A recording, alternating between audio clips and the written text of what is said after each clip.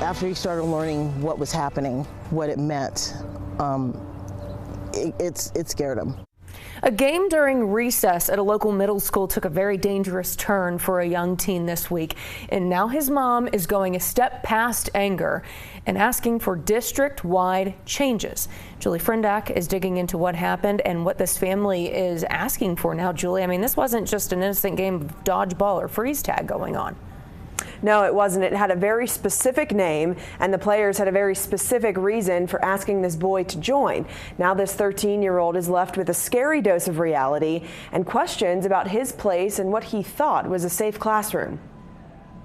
Teresa Robinson has had plenty of conversations with her son's 8th grade middle school teacher. Some good, some bad.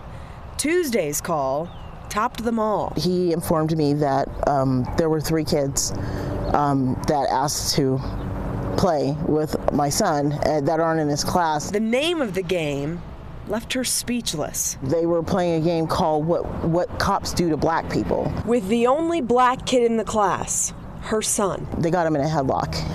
To hear that's what happened was just devastating.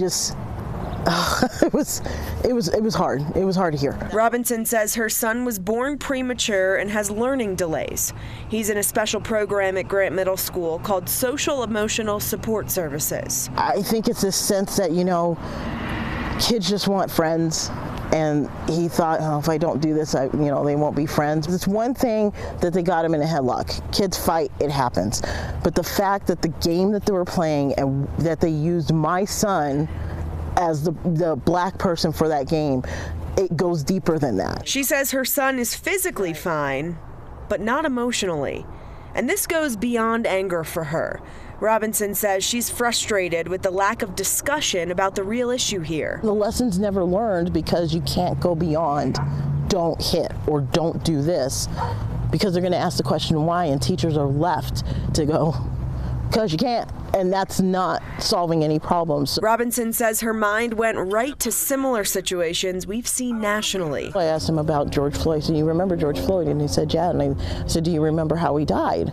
And essentially, this is how it led to that. George Floyd suffocated in 2020 after a Minneapolis police officer held his knee on Floyd's neck for nearly 10 minutes. I'm gonna choke you out, bro. Former Las Cruces police officer Christopher Smelser used a chokehold on Antonio Valenzuela that same year. Valenzuela died during that encounter.